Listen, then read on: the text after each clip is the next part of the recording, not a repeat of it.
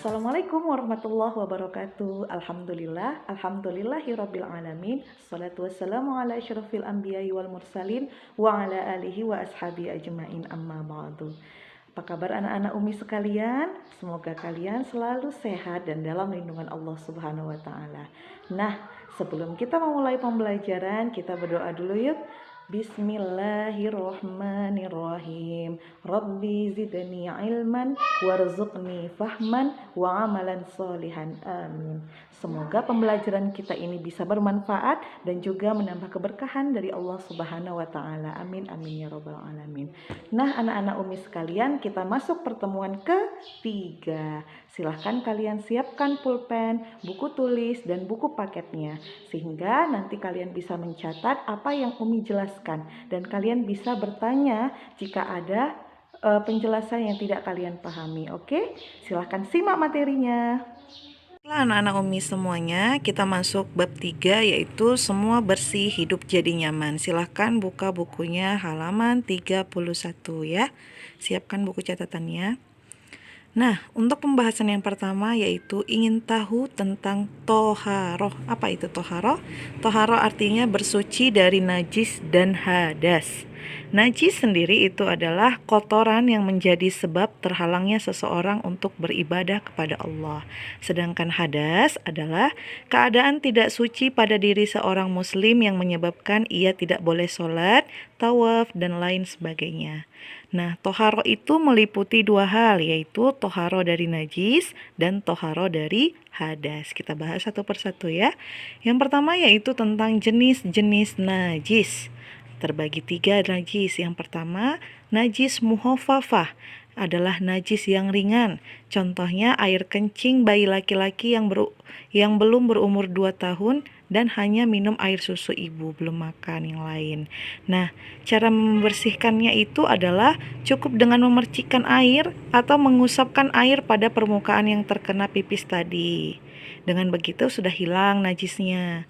Yang kedua, najis mutawassitoh adalah najis pertengahan. Contohnya darah, nanah, air seni, tinja, dan bangkai binatang. Air seni pipis ya, tinja. Ketika kita BAB itu yang keluar itu adalah najis mutawassitah. Nah, cara membersihkannya adalah cukup dengan mengalirkan air pada benda yang terkena najis sampai hilang zat, rasa, warna, dan baunya. Nah, tadi kalau najis muhafafah kan karena dia najis yang ringan, dia cukup diusapkan saja yang terkena najis dengan air. Tapi kalau dia sudah najis mutawassitah, maka kita harus mengalirkan air sampai betul-betul zatnya, rasanya, warnanya, ataupun baunya betul-betul hilang.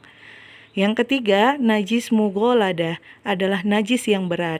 Ini contohnya adalah najis yang bersumber dari binatang anjing dan babi. Nah, cara membersihkannya adalah dengan membasuh sebanyak 7 kali. 1 kali diantaranya menggunakan air yang dicampur dengan tanah. Nah, jadi cara membersihkan najis mughalladah atau najis berat ini lebih ribet ya.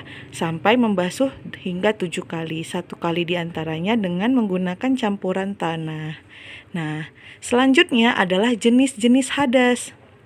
Ada 2 ya. Yang pertama hadas kecil. Contohnya adalah keluar sesuatu dari kubul dan dubur. Apa itu kubul? Kubur itu kemaluan dan dubur itu pantat. Nah, yang kedua tidur. Kalau kita tidur berarti kita sedang berada pada hadas kecil. Yang ketiga, bersentuhan kulit antara laki-laki dan perempuan yang bukan muhrim. Bukan muhrim maksudnya bukan orang sedarah dengan kita. Selanjutnya, yang keempat, menyentuh kubul atau kemaluan dan dubur atau pantat dengan telapak tangan kita.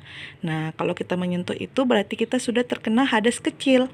Nah, bagaimana cara membersihkannya? Yaitu dengan berwudu. Apabila tidak ada air, maka bisa dengan tayamum.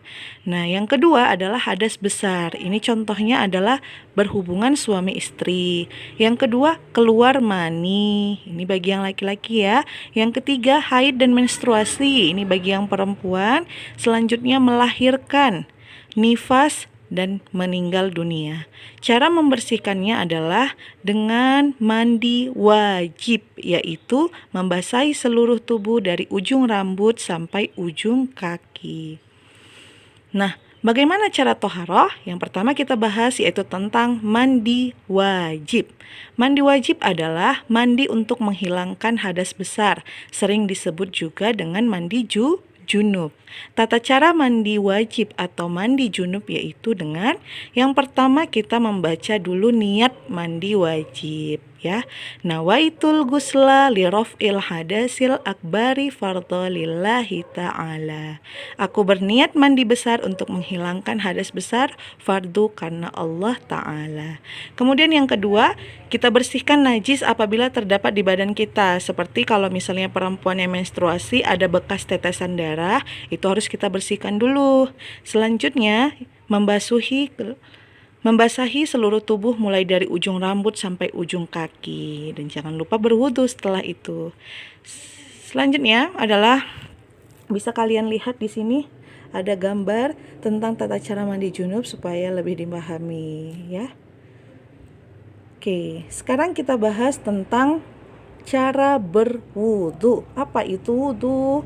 Wudu adalah cara bersuci untuk menghilangkan hadas kecil yang sudah kita bahas tadi. Nah, tata cara berwudu yaitu yang pertama harus niat dulu. Apa niatnya? Nawaitul wudu'a li raf'il hadasil asgori fardhu lillahi ta'ala. Saya niat berwudu untuk menghilangkan hadas kecil fardu karena Allah Ta'ala. Selanjutnya, kita disunahkan untuk mencuci kedua telapak tangan kita, kemudian kita berkumur-kumur dan membersihkan lubang hidung. Dan kemudian kita membasuh muka kita. Yang keempat, membasuh kedua tangan, kanan dan kiri sampai siku. Yang kelima, mengusap sebagian kepala kita, ya. Selanjutnya disunahkan membasuh kedua telinga, kanan dan kiri. Dan selanjutnya membasuh kaki sampai mata kaki. Dan yang terakhir adalah berdoa setelah berwudu. Nah, ini dia ada gambar tata cara berwudu agar mudah kalian pahami. Mungkin anak-anak Umi semua udah pandai berwudu ya. Tapi coba diperhatikan lagi wudunya apakah sudah benar. Selanjutnya yang kita bahas adalah bertayamum. Apa itu tayamum? Tayamum adalah pengganti wudhu atau mandi wajib. Nah, tayamum boleh dilakukan apabila tidak ada air.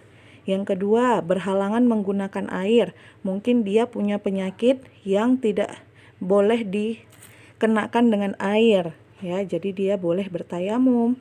Nah, yang ketiga, telah masuk waktu sholat. Dia udah azan kemudian tidak menemukan air, maka dia boleh bertayamum. Nah, tayamum ini menggunakan debu yang suci anak-anak Umi. Seperti debu-debu yang ada di dalam pintu, ada yang di pinggiran pintu, dinding dan sebagainya. Pokoknya dia suci, jauh dari najis, ya. Tata cara bertayamum yaitu sama seperti yang lain. Yang pertama harus membaca niat dulu. Niatnya adalah nawaitut tayammuma li istibahatis sholati fardhu lillahi ta'ala. Aku berniat melakukan tayamum agar dapat mengerjakan sholat fardu karena Allah Ta'ala. Setelah membaca niat, maka kita mengusap muka dengan debu yang suci tadi. Yang ketiga, kita mengusapkan tangan kanan kita, kemudian kita mengusapkan tangan kiri kita sampai siku dengan debu yang suci. Nah, setelah itu udah selesai, ya. Tadi kalau misalnya berwudu, bermacam-macam yang kita alirkan air ke badan kita. Tetapi kalau di dalam tayamum, hanya muka dan kedua tangan kita sampai siku. Nah, ini dia ada gambar tata cara bertayamum agar lebih mudah kalian pahami, ya. Oke, selanjutnya anak-anak Umi kita bahas yaitu hikmah toharoh. Nah, Hikmah yang kita dapatkan kalau misalnya kita toharoh atau bersih ya, kita akan terhindar dari segala macam penyakit. Kalau kita senantiasa menjaga kebersihan, pasti segala macam penyakit akan menjauh dari kita. Yang kedua, bersinar wajahnya kelak saat dibangkitkan dari kubur.